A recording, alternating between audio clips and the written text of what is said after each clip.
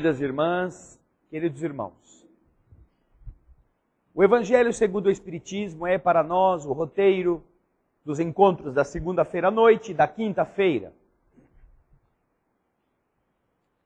E as pessoas que quiserem acompanhá-lo, nós vamos dando sequência, capítulo a capítulo, nos seus diversos itens, de forma que antes ou depois, quando voltem para suas casas, poderão encontrar o assunto sobre o qual nos debruçamos e, encontrando a fonte, serão capazes de ampliar as conclusões, as reflexões que pobremente puderam ser feitas na exposição do tema aqui nesta casa, agregando àquilo que falamos o que a sensibilidade, a inteligência e a capacidade de cada um tem a agregar.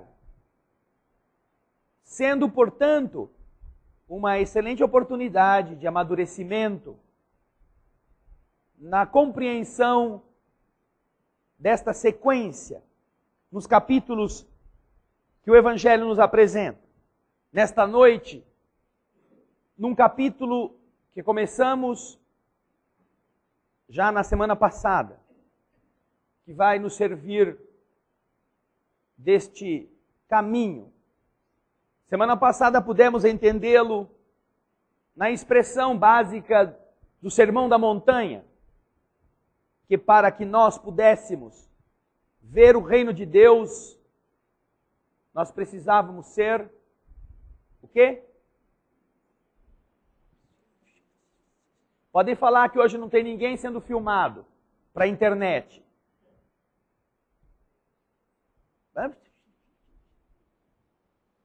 Vai ser um problema no dia do juízo, quando o arauto real perguntar: quem é inocente?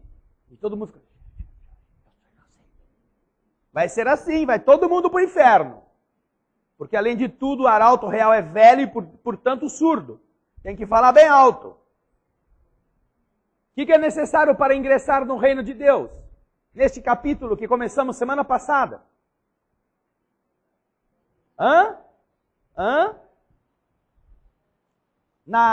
No Sermão da Montanha é uma frase bastante conhecida. Qual é? Não estou ouvindo. Pobres de espírito. Entendi. Os que são pobres de espírito poderão fazer o quê no reino de Deus? Ou no reino dos céus? O quê? Ser donos. O reino dos céus é deles. Bem-aventurados os pobres de espírito, porque deles é o reino do céu. E esta noção de pobreza de espírito, como nós já falamos na semana passada, ganhou contornos diferentes no nosso tempo. Diferentes daqueles a que Jesus se referia. Porque por pobres de espírito, Jesus quer dizer o quê? Os humildes de alma, os simples. Aqueles para os quais a fé é fácil.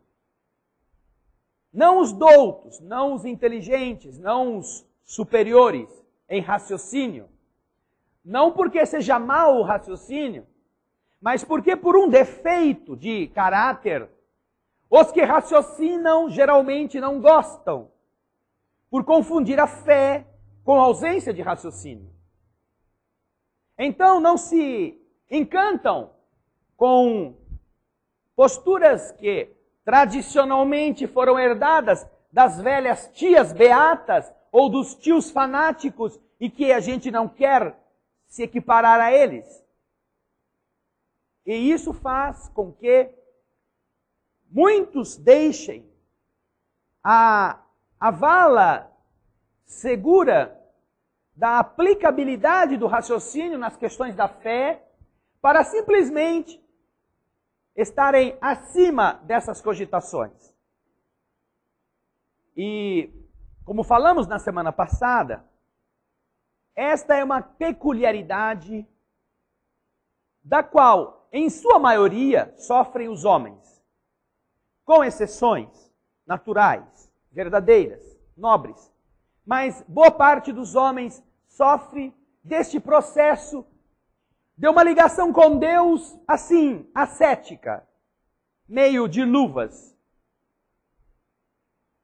Algo que não o denuncie como sendo uma pessoa tola, como ele considera, ou como os inteligentes consideram todas as pessoas que acreditem em Deus, que reverenciem as coisas que não são conhecidas. Nos conceitos antigos que a ciência criou em função do embate que manteve com a fé desejando acabar com o cientista, e o cientista tendo que se defender para afirmar que aquela fé que herdaram da Idade Média era, na verdade, uma transgressão da inteligência, como de verdade era. No entanto, graças ao Consolador prometido, já não estamos falando de uma fé tola, de uma fé fanática e irracional. De uma fé que manteve na ignorância por 1000 anos todo o mundo, afirmando que a Terra era o centro do universo. Uma fé que não admitia ser contestada, porque todos os que tentaram fazê-lo logo no começo foram mortos, foram intimidados, foram forçados a abdicar das suas ideias. Até que, por ordem natural das coisas, não havia mais como segurar a avalanche.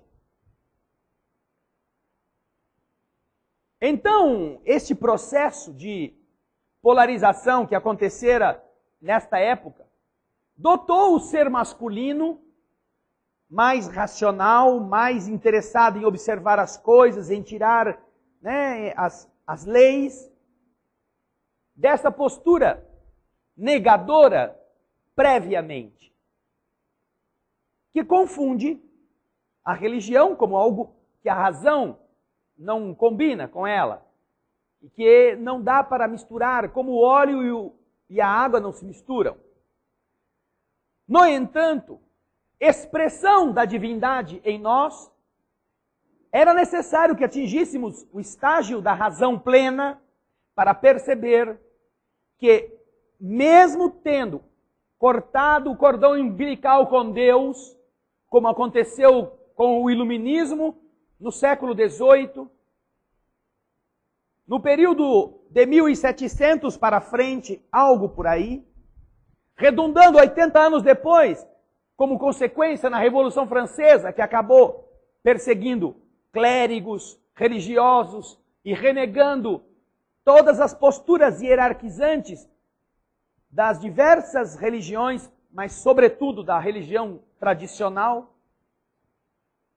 Na Revolução Francesa, que seria o trampolim do avanço, como deveria ser, liberdade, igualdade e fraternidade. Fraternidade que não havia, porque as castas sociais, cada uma tinha o seu juiz e os seus privilégios, menos o povo. O que exigia também a igualdade, todos sendo iguais perante a lei. E todos tendo liberdade para poderem fazer o que era necessário no exercício da cidadania.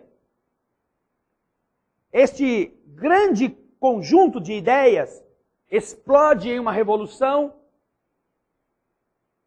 e as igrejas são incendiadas, padres perseguidos. São repudiadas as tradições religiosas. Em Paris entronam como uma deusa uma prostituta nua na catedral principal da comunidade, dizendo que eles não precisam de Deus. Aquela é a expressão mitológica trazida da Grécia, dos deuses antigos, numa provocação, numa arrogância, numa audácia, levando este desrespeito simbolicamente ao centro do pensamento religioso. Mas era preciso que fosse assim para que não existisse nenhum resquício do medo antigo, das arcaicas maneiras de pensar ou de usar o raciocínio de forma claudicante. Era preciso que o homem fosse livre para pensar, para que ele descobrisse uma coisa, que com toda liberdade, com toda igualdade, com toda fraternidade, ele não foi feliz. Algo continuava faltando. E que, usando do raciocínio, usando da lógica, usando dos processos da ciência moderna, ele de novo seria reconduzido a Deus, através das manifestações físicas das mesas que giravam e que a partir de então poderiam ser estudadas com a inteligência. Não mais um grupinho de homens querendo privilégios, criando teorias, teologias, agora fatos que aconteciam em toda parte, não apenas em um lugar, não apenas como ideia de um homem. Então surge aquilo que possibilitou que nós voltássemos a Deus pelo caminho da razão. Não para diminuir o Criador, por nos querermos comparar em poder e capacidade a Ele, mas para tornarmos-nos mais perto de Deus, seus filhos. Do mesmo modo que você, que quando criança não entendia os motivos do seu pai e da sua mãe, ao serem rígidos, ao te tratarem obrigando que você tomasse banho, escovasse dente, fosse à escola, fizesse lição, e comesse abobrinha, e comesse folha, comesse verdura, e comesse rabanete, e comesse essas coisas, que você odiava. Aí quando você cresce, você tem os seus filhos, e você descobre, puxa vida, agora eu entendo porque que minha mãe e meu pai me faziam tudo isso, porque agora eu sou pior com os meus filhos do que meus pais eram comigo. Quando você então amadurece, você começa a entender os motivos dos seus pais. E quando, como espíritos, nós amadurecemos, e para isso precisamos errar, precisamos nos ralar bastante, precisamos ter liberdade de fazer besteira, quando esta liberdade produz em nós a dor, moral e material, nós amadurecemos e aí entendemos o que Deus estava querendo. E aí nos admiramos, não só da sua sabedoria, porque começamos a perceber como Ele fez de tudo para que nós não caíssemos no buraco.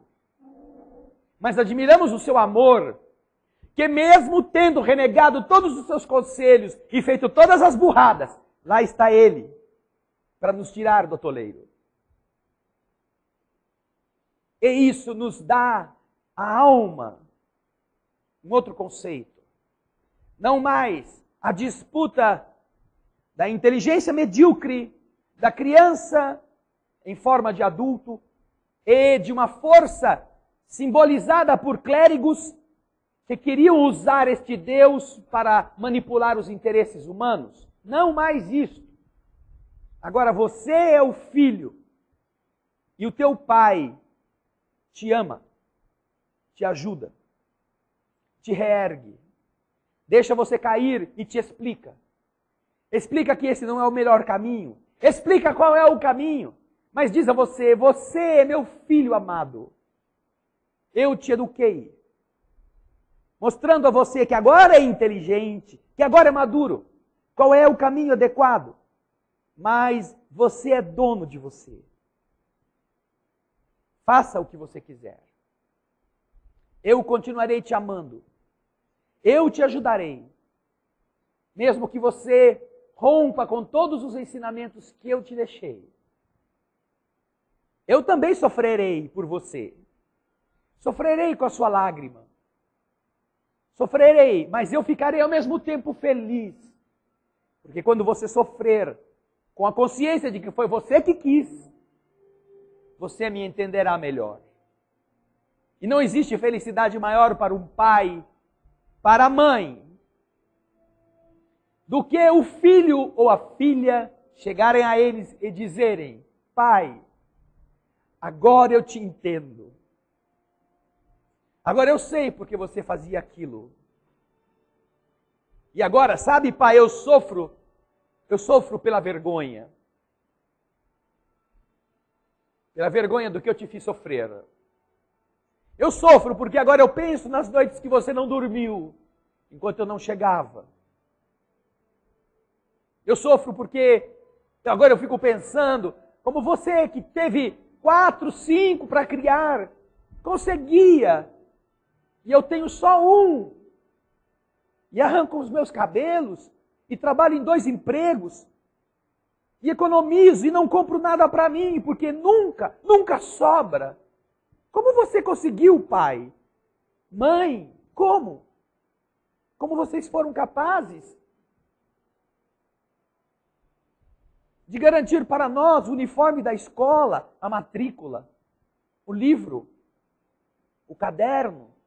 E ainda assim, a gente exigia, não, porque eu quero essa bolsa da Lollipop, eu quero agora a mochila de não sei o quê, eu quero o carrinho do Hot Wheels, eu quero isso, eu quero isso, eu quero isso. Não era um tênis qualquer, não é aquele que apita, que acende, porque meu amigo tem um igual. E vocês faziam o máximo que podiam e a gente detonava um tênis em 15 dias. Agora eu entendo você. E agora eu me envergonho de ter sido um filho tão indiferente. De ter te dado tanto trabalho. De ter dito tantas vezes, eu quero! E poucas vezes, obrigado. E isso acontece com o filho que entende o pai. Mas para que isso aconteça, o pai tem que deixar o filho crescer. E isso que Deus faz conosco. Fez com que nós pudéssemos recusar tudo. Romper as amarras com o velho mundo, com a velha forma de sentir as coisas. E descobrirmos-nos deuses. Porque nós podíamos tudo. A ciência era capaz de devassar todo o universo, o microcosmo e o macrocosmo. Nós não precisamos de Deus. Disseram os pensadores do século XVIII, do século XIX. Instruíram-se nas fontes do materialismo. E negando a interferência divina, eram capazes de tudo resolverem. Até que, com a atitude arrogante do filho rebelde que diz para o pai, não preciso de vocês, vou viver minha vida sozinho. Já me basto. Aí então, passando fome na rua, dormindo ao relento, passando frio, molhado, tremendo, mas com aquele orgulho de quem não quer voltar. O doidivana sente saudade do lar. Puxa, aqui eu tenho que dormir com o olho aberto e o outro fechado. Porque se eu dormir com os dois, alguém me rouba, ou alguém me mata. Alguém tira minha coberta, meu papelão, alguém me empurra do banco, alguém toma minha marmita, ou o meu emprego. Mas na minha casa eu tinha minha cama. Eu chegava em casa e meu prato de comida estava no forno para não esfriar. Alguém estava trabalhando para que eu pudesse estudar e de repente, não sei o que deu na minha cabeça de maluco, em vez de aproveitar as oportunidades que a vida me concedeu em que 2 trabalhavam para que eu pudesse ser feliz, resolvi me atirar no mundo. E sofrendo, chorando, se arrependendo. Talvez este filho um dia volte para casa. Não para pedir para morar de novo com pai e mãe, porque talvez o orgulho não permita. Mas como aquele que não quer, sabe assim, não quer nada, assim, vim fazer uma visitinha. Vim ver como é que vocês estão. Estava com saudade. Estava passando por aqui e resolvi parar. Sabe aquelas coisas? Do indivíduo que ainda não entende que o pai e a mãe vão amá-lo sempre. Sempre. Sempre.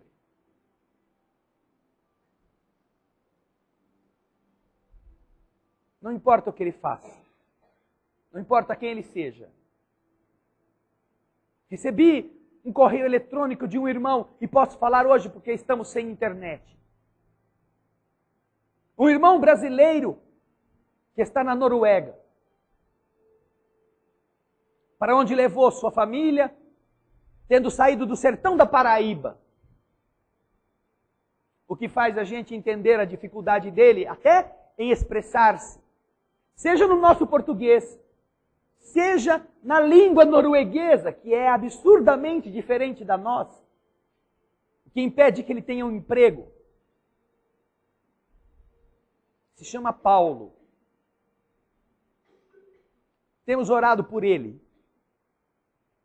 E peço a todos vocês que também orem, porque está pensando em matar-se, ou estava, pelos problemas que está enfrentando. Segundo me conta, tem um porta-retrato com a foto de Chico Xavier num canto na sua casa. Mas está desempregado, se sente apequenado porque não aprende o idioma. E como não aprende, não tem como fazer trabalhos a não ser bicos esporádicos. E depois que começou a assistir a TV, começou a assistir as palestras, começou a assistir os programas, tem se abastecido em sua alma com esperanças. E nos escreveu pedindo que nós pudéssemos ajudá-lo, pelo menos escutando-o. Tem vergonha da sua esposa. Já trabalhou de tudo quando estava no Brasil para criar seus filhos, sua filha. Foi garçom, foi empregado, foi entregador, foi motoboy, foi tudo o que se pode fazer para dar de comer àqueles. E agora a questão no país, na Noruega é difícil você imaginar o que é seja a infelicidade, não é? O que é ser infeliz na Noruega. Já pela exuberância da natureza, um país bastante diferenciado do nosso, uma cultura muito rica do ponto de vista material e histórico. Mas ele estava querendo morrer, não saía do quarto da sua casa. Não tinha emprego, ninguém lhe dava serviço, porque também não falava o idioma para entender as coisas. E depois de termos falado com ele, respondendo e-mails, ontem recebi um e-mail dele muito feliz, porque havia dito que aqui em nossa casa nós iríamos orar por ele. Não podíamos fazer nada, não podíamos ir para a Noruega resolver o problema dele. Ele sabia disso. Mas que íamos pedir a Deus por ele. E ontem escreveu feliz. Primeiro correio que eu recebo dele, assim, feliz, agradecido. Porque parece que uma agência bancária ia lhe dar uma ajuda para ele pagar as dívidas que ele tem de água, de luz, tudo atrasado. Mas da metade para frente ele agora está infeliz por um outro motivo. Porque a filha que ele ama começou a agredi-lo dentro de casa, talvez por causa desse estado emocional, sem entender as suas próprias dificuldades, e sem declarar isto, dá a entender que ela deixou a família agora e foi morar com uma outra mulher. Pelas entrelinhas insinua se tratar de uma relação amorosa. Coisa que para um paraibano não deve ser fácil.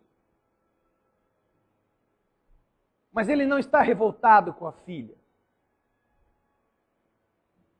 Está pedindo ajuda, que a gente ore por ela. Porque ele a ama.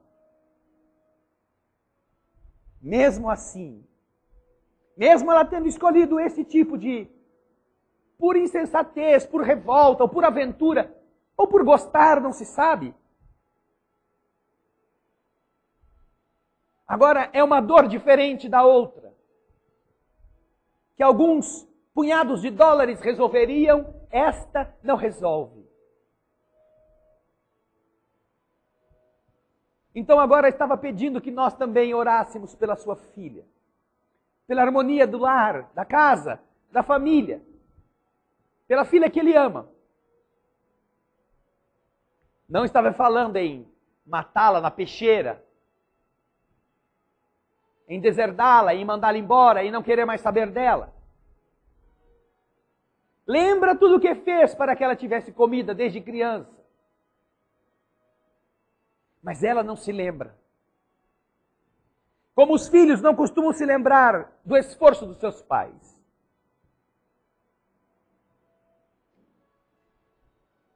Vai chegar o dia, entretanto, que ela também amadurecerá. E depois que for feliz ou infeliz fora de casa, vai ter saudade. Vai ter saudade de coisas boas do seu pai e da sua mãe. Vai ter um espaço dentro para se lembrar das coisas que por um tempo ela esqueceu. Porque a gente esquece das qualidades quando está contrariado com alguém. E basta a gente se afastar. E as qualidades que aquela pessoa tem, a gente começa a se dar conta que não vai encontrar em qualquer lugar. Que vai lidar com muita gente. Mas se vocês se lembrarem com isenção do amor de pai e de mãe, vocês saberão que talvez em nenhum outro lugar da terra vocês serão acolhidos com esse amor que pai e mãe costumam dar para seus filhos. Não importa o que você tenha feito, quanto você tenha errado. Se prostituiu, se vendeu, se matou, se furtou, se traiu, não importa. É preciso ser muito, muito, muito frio e indiferente. Pai e mãe. Para ver um filho batendo a sua porta, pedindo para dormir na casa, na velha casa. Aquela noite, pelo menos. E o pai não abrir a porta para ele.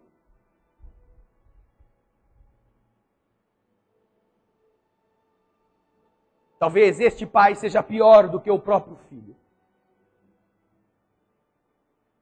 Estas coisas, então, modelam o caráter e fazem o espírito amadurecer. Assim acontece com a nossa alma. E então Jesus, que falou que o reino dos céus era dos pobres de espírito, não tendo sido entendido adequadamente,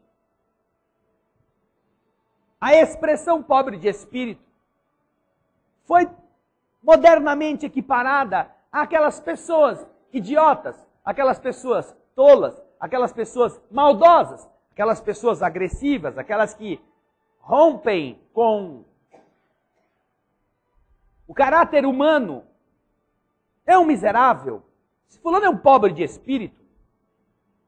Só que não foi isto que Jesus disse naquele tempo. Quando ele fala que o reino dos céus pertence aos pobres de espírito, se refere que os pobres de espírito são os humildes, aqueles que voltam para casa, aqueles que descobrem seus erros, aqueles que se arrependem e têm coragem de, mesmo que sejam inteligentes, mesmo que sejam racionais, têm coragem de voltar ao Pai. E então a gente pergunta, é muito comum a gente ver mulher chorar quando ora. É muito comum ver mulher chorar quando assiste um filme bonito, um filme emocionante. Às vezes até em cena de novela a mulher chora. Porque o espírito feminino, não tão preso às questões do raciocínio, é um canal aberto para a sensibilidade. Mas perguntamos aos homens, quando foi de verdade? A última vez que você chorou com sinceridade? Quando falou com Deus? No escondido da sua casa? Ah, mas por que eu tenho que chorar? Eu não posso falar com Deus sem chorar? Pode, não tem problema. Mas, Se quando a gente é um espírito elevado, se quando os espíritos elevados nos contam histórias de almas nobres, que falam com Deus quase que no canal direto da sensibilidade, quando nos contam as páginas espíritas, as experiências de almas de teor elevado, de tal maneira santificadas pelas suas próprias vivências na terra. E nós encontramos esses espíritos chorando ao dirigirem-se ao Criador ou a falarem com Jesus.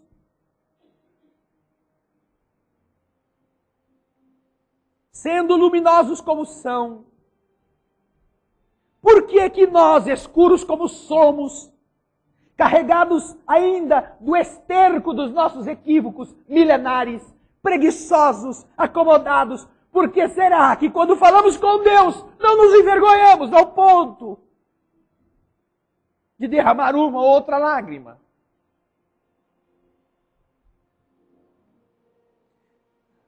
Será que a nossa ignorância é tão grande que achamos que temos um contato direto com Deus e Ele está nos devendo alguma coisa?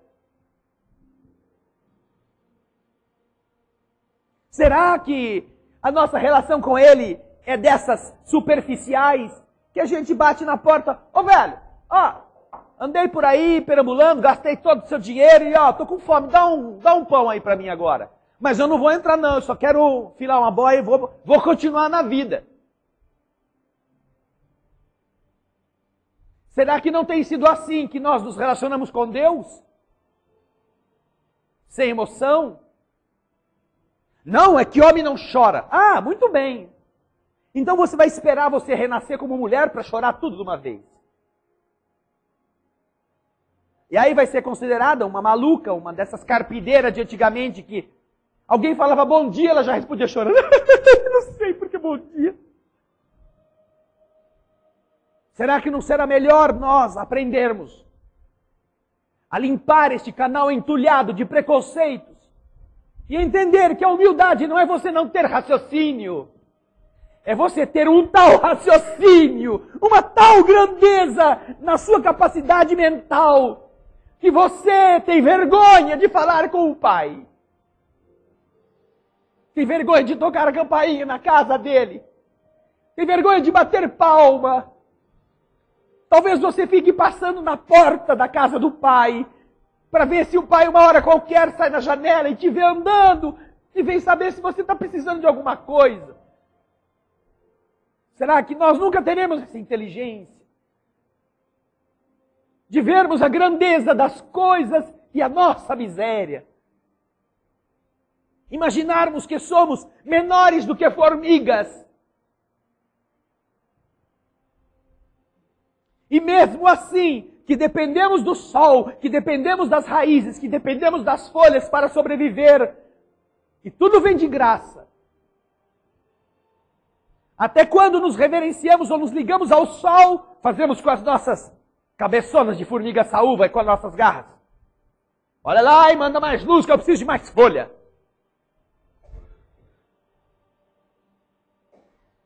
Não haveríamos de nos reunir agradecidos ao sol, sem entendê-lo, sem compreender o mecanismo da fotossíntese que nos garante o pão. Alguém está cuidando do formigueiro, está cuidando de me dar o que comer. Nós mordemos o arroz, o feijão, o bife e nos esquecemos que muita gente morreu para que comêssemos.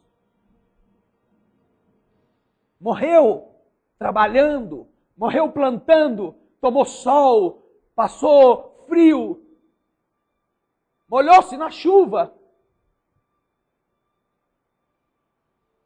para que nós tivéssemos na panela um punhado de comida que garantisse a nossa vida.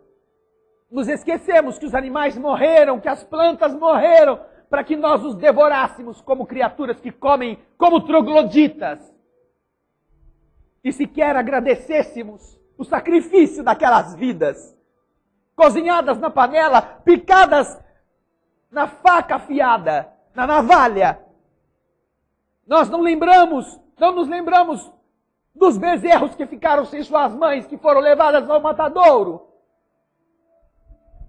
Não nos lembraremos quando vamos devorar o leitão, a pururuca agora em Natal, daquela que os trouxe ao mundo e que no instinto maternal os estaria defendendo contra qualquer ameaça, se ela não tivesse sido privada da companhia deles assim à força. Nós nos esquecemos que os bois choram quando entram no matadouro, onde vão receber uma marretada na cabeça ou um choque elétrico. Nós nos esquecemos que o carneiro, quando vai ser sacrificado, chora por não entender o que está acontecendo. Que aquele que cuidou dele, que deu de comer, que tosquiou, que tirou a sua lã, que tirou tudo que ele tinha para dar, não contente, ainda quer comer as suas entranhas. Mas mesmo nesta hora não tem coragem de dar uma patada no seu amigo e chora enquanto é sacrificado. Como orarmos a Deus e não nos emocionar por sermos assim tão pequenos, tão atrasados, e Ele nos aguentar.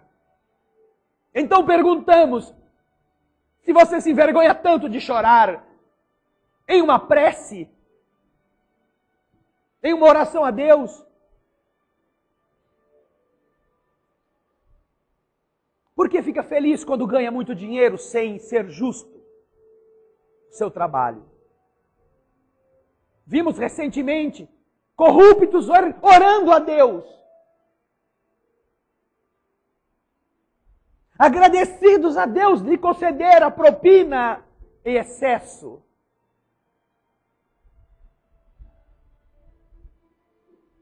Talvez Deus esteja chorando com esse tipo de oração. Então, quando Jesus fala que o reino dos céus é para os puros de coração, para os pobres de espírito, nós precisamos aprender a ser isso, porque ainda não somos. Não porque não choramos quando rezamos, não.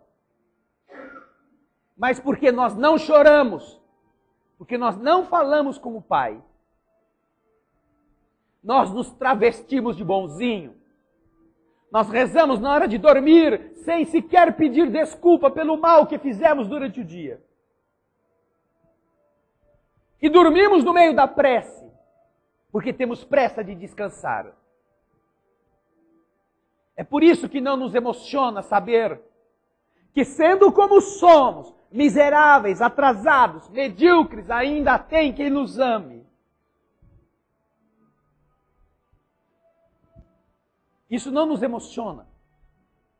Mas vai chegar um dia em que a nossa arrogância será dobrada pelo nosso modo de ser. Não por Deus, pelo nosso sofrimento.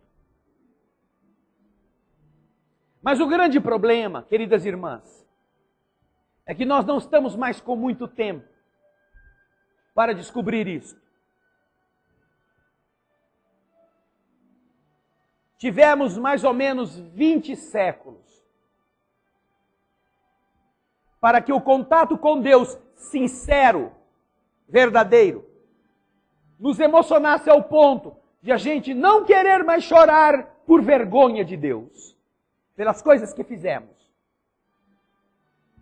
Jogamos fora, porque sentávamos e levantávamos, ficávamos lendo, repetindo rezas decorebas, ficávamos falando de Deus, dando dinheiro para igrejas, espalhando o fruto da corrupção para que a gente tivesse a garantia da corrupção para o ano seguinte. Isso a gente fez. E achando que com isso era suficiente. Mas quando chegarmos agora nos processos da transição, nos processos de separação do joio e do trigo, ou de verdade a gente se arrepende, porque Deus sabe, ou de verdade nós vamos ter que chorar as nossas escolhas. Nós choraremos tardiamente por não termos aprendido a nos emocionar sendo pobres de coração, pobres de espírito, quando era adequado que fôssemos. Desenvolver a humildade não significa perder a racionalidade. Significa a gente não se achar mais do que Deus, porque pensa, porque entende as leis do universo, porque compreende as leis da ciência. Não. Dissemos na semana passada, não existe nada mais lindo do que um ato de fé de quem é racional. Não existe nada mais digno de Deus do que um homem que é considerado inteligente, homem e mulher, não dispensar os recursos da inteligência soberana, submetendo-se a ele, submetendo-se a ela, sem se preocupar com a opinião dos outros. Ah, mas você vai fazer uma prece e vai chorar? Ai, vão dizer que você é boiola, que você é mariquinha, que você solta pluma por aí. E você é isso? Não, não sou, é claro que, mas vão pensar. Ora, e se pensarem que você é bandido? Você é bandido? Não. E se pensarem que você é ladrão? Você é ladrão? Não. E se pensarem que você é, sei lá, um pão duro avarento? Você é? Não. Qual o problema? Deixe que pensem. Mas desfrute. Abra o seu cofre. Abra de dentro de você. Essa esfera muito fechada, geralmente onde os homens se escondem. Porque com a desculpa de ganharem o pão de cada dia, vão arquivando neste cofre condutas inadequadas. Com a desculpa de serem homens, vão colocando ali todo tipo de safadezas.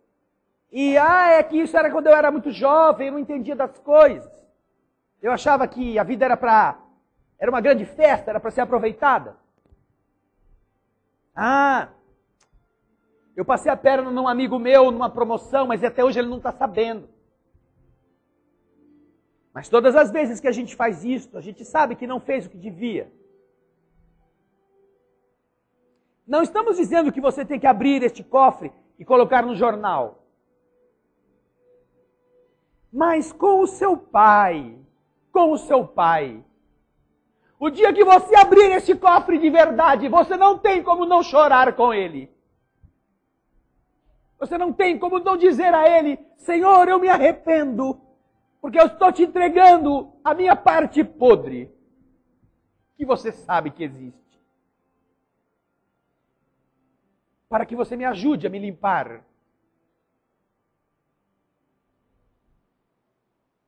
O dia que cada um conseguir fazer isso,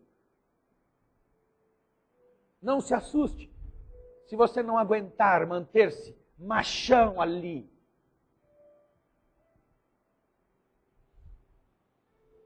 E se seus olhos começarem a verter as lágrimas do arrependimento, que não é o arrependimento superficial, de quem quer fingir ou fazer de conta que é bonzinho.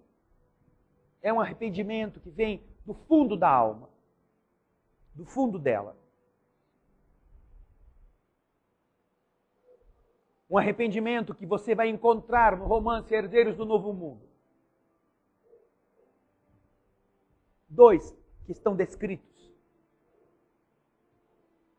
Quando alguém teve coragem de abrir o cofre de seus erros.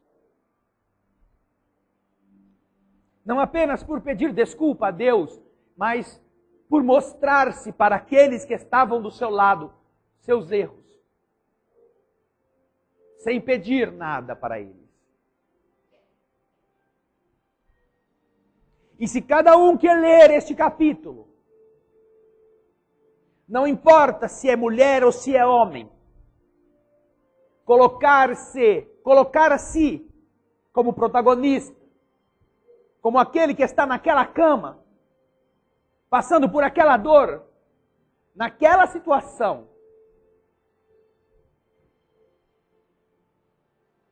vai ser muito difícil que você também não chore,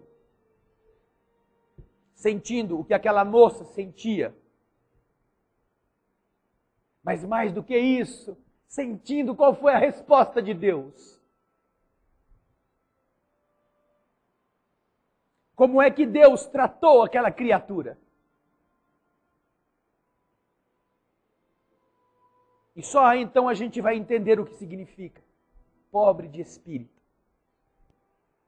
E só então a gente vai dar razão a Deus, que através de Jesus nos ensinou que o reino do céu, para que seja um lugar bom, tem que ter gente assim.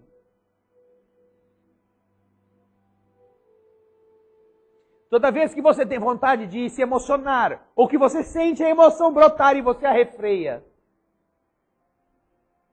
você está fazendo de conta, você está se disfarçando, você está querendo dar uma outra aparência para a sua essência emocional. Você não está sendo você. O seu orgulho está sendo maior do que o seu sentimento. Mas repito, não é chorar por chorar.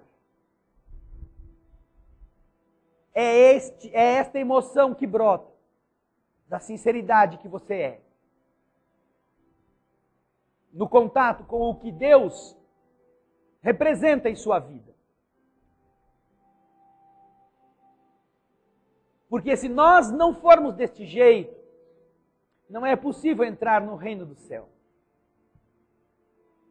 Porque nós íamos converter o reino do céu numa favela. Íamos fazer negociata. Íamos querer fazer panelinha com um anjinho que parece muito simpático e ver se ele vem para o nosso time. Íamos querer bajular este, bajular aquele e bajular o outro para fazer de conta que a gente era muito popular no reino do céu. Para quem sabe a gente dar um trançapé no proprietário do reino do céu e assumir o lugar dele. Este é o reino do mundo. Isso acontece todo dia, na terra. Por isso que quem é assim não consegue entrar no reino do céu. Não porque seja muito racional, mas porque é muito frio. É muito calculista. Mede quanto de emoção se permite. Como se já não houvesse dentro de nós erros suficientes desta vida ou de outras, para nós sermos piores do que as avestruzes que se escondem por aí, por baixo da terra. Como se já não houvesse em nós motivos para, debaixo do tapete, olharmos e falar, puxa vida, se alguém levantar esse tapete aqui, nós estamos perdidos. Nós não, eu estou perdido. Levante o seu tapete e mostre para o Pai, para limpá-lo. E se você fizer isso com sinceridade, se você quiser ser um filho de verdade, não um frequentador de igreja, não um relações públicas da fé, se você de verdade for um filho honesto com seu pai, sua vida será muito diferente. Todos os dias, 24 horas por dia. Não que você não vai errar mais. Não que você vai acertar sempre. Mas você terá uma ligação real com a fonte do universo, a fonte da bondade. E então, quando aparecer um ignorante que tem ares de sábio e quer falar absurdos para que você engula, ao invés de você tentar pisar nele para mostrar que você é que tem razão, você vai ouvi-lo. Ai, que bom. Certa vez, Chico Xavier estava em uma cidade e foi fazer compras em uma pequena loja. Estava com um amigo. que o acompanhava. Entrou na loja, olhou, gostou de um negócio lá que eu não sei o que era. E então dirigiu-se ao caixa. Viu o preço, deu a nota. E sem saber se foi de propósito ou se foi sem querer, o troco foi muito a menos do que deveria ser. Chico é um homem pobre. Foi na terra materialmente pobre.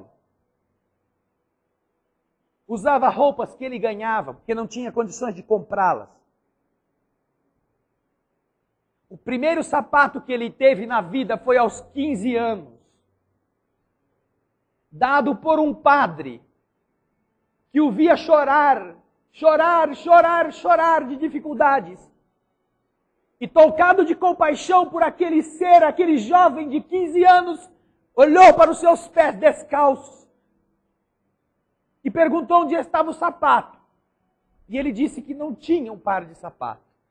E para tentar diminuir as suas lágrimas e quem sabe alegrá-lo, o padre então o levou a uma loja em Pedro Leopoldo e lhe comprou um par de sapatos.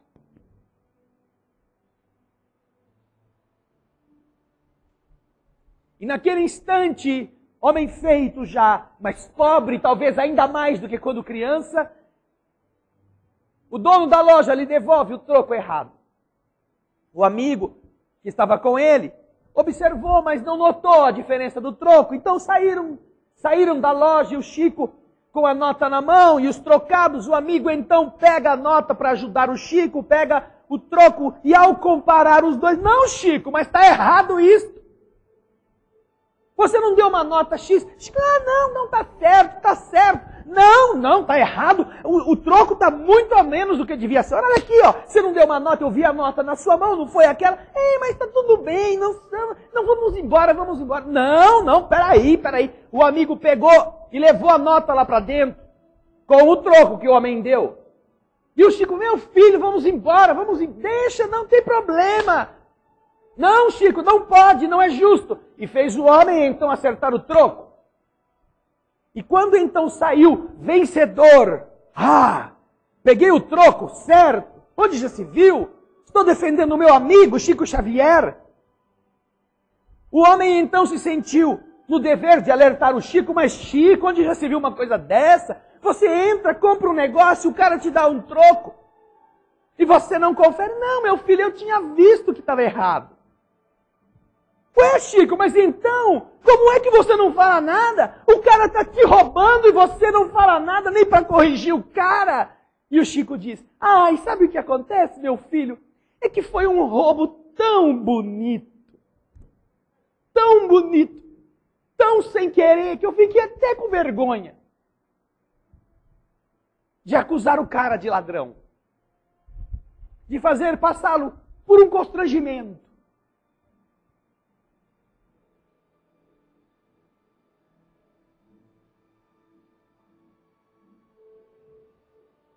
Pobre de espírito,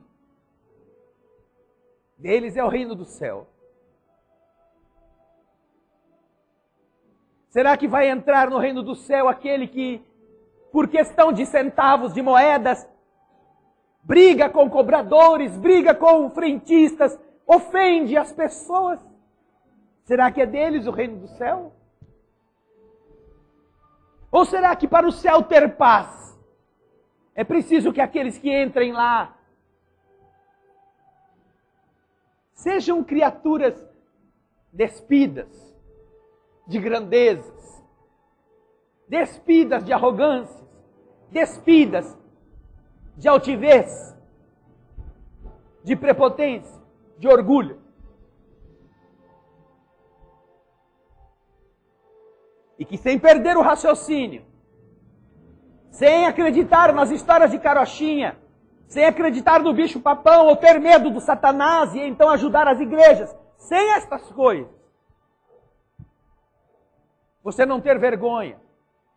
Seja mulher que já não tem vergonha mesmo de chorar. Seja homem. Não ter vergonha de falar com Deus. Pergunte a você mesmo, quando foi a última vez que isso aconteceu de verdade? Quando você orou escondido na sua casa. Quando você orou em qualquer lugar, em qualquer igreja, escondidinho lá, sem ninguém te notar. Mas não porque você se emocionou com a música. Ai, essa música é tão linda que eu choro só de escutar. É que eu gosto muito de música, a melodia mexe comigo. Não. Quando você de verdade se emocionou por se arrepender do que fez e estar se revelando ao Pai, por estar pedindo ajuda para a sua debilidade, com sinceridade. Quanto mais vezes nós conseguirmos fazer isto, ainda não está garantido o ingresso no reino do céu. Mas estamos num bom caminho. Um caminho da autenticidade. Não da enganação. Um caminho da verdade. Não do faz de conta.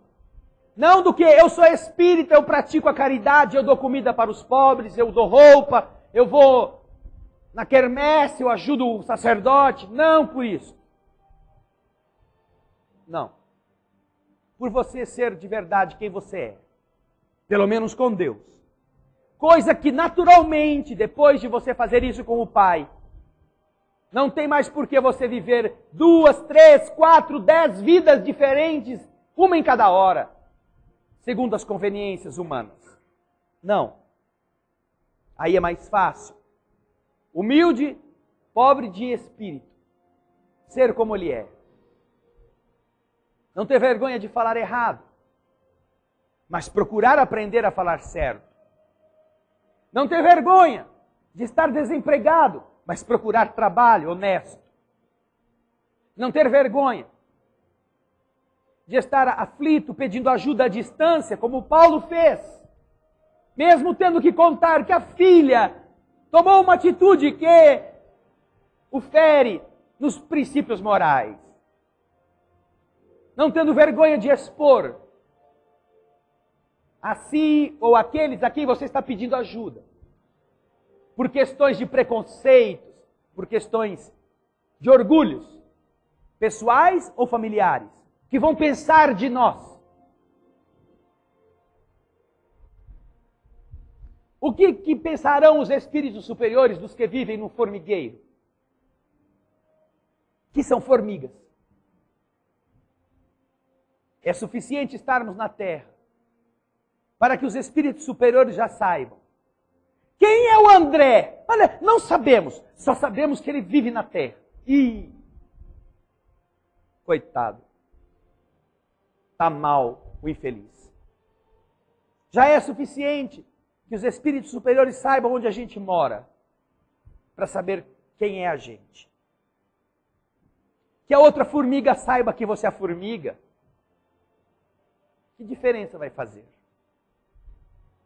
Que a gente então possa dizer a Deus: Senhor, o meu atraso ainda me faz uma saúva. Mas me ajuda, que um dia eu quero sair daqui. Me ajuda que um dia eu quero parar de colher folhas, de comer bolor, de revirar a terra. Me ajuda, Senhor, a pelo menos aprender a ser uma lagartixa, que possa andar à luz do sol, que possa sentir a brisa, sem precisar ficar mofando num buraco. Como vai ser bom o dia que a gente tiver essa coragem. Bem-aventurados os pobres de espírito. Vamos ler em casa, que vale mais a pena. Vamos orar. Senhor, nós te agradecemos as oportunidades renovadas que surgem em nossos caminhos, aquelas que nos orientam os passos para encontrarmos o rumo seguro, para não recorrermos à divindade com a forma leviana daqueles que querem que Deus resolva os problemas que criamos. mas ao contrário, que saibamos nos esforçar, saibamos nos abastecer nas fontes generosas do universo. E então, trazendo para nós a sintonia com a usina, acender nossa luz, afugentando a treva com a luz do dia, da lucidez, da confiança. Obrigado, Senhor, por abrir os nossos olhos, orientando os caminhos que temos a seguir, mas nos deixando a liberdade de aceitá-los, de procurá-los, de desejá-los. Quantas vezes, ao longo de tantas vidas, temos falado o Teu nome, entrado nas igrejas, ajoelhado diante das Tuas imagens, orado a prece que nos ensinou, e ao mesmo tempo, de nada nos tem valido, porque saindo de lá, ou terminando de produzir os efeitos verbais das rezas convencionais, imediatamente que temos esquecido, vida após vida, nos temos mantido no emaranhado das ilusões de uma religião mal entendida. Daí te agradecermos nesta vida a chance preciosa de sacudirmos a poeira dos equívocos velhos, de levantarmos a fronte e de usar o Teu Evangelho não como espada para matar, para fazer pesar a consciência dos outros, não como desculpa para furtar, para negociar a esperança, mas usá-lo para nós mesmos como remédio.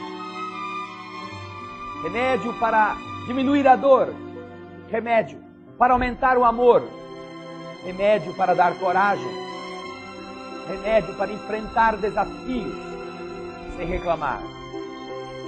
Que bom, querido amigo, que por fim nos dispusemos a colocar um fim no círculo de erros, começando de nós mesmos, nos tornando melhorados. Ajuda-nos a ouvir que mais uma vez nossa própria voz vai te pedir. Almas do céu, ouvi o doce canto do fundo do coração.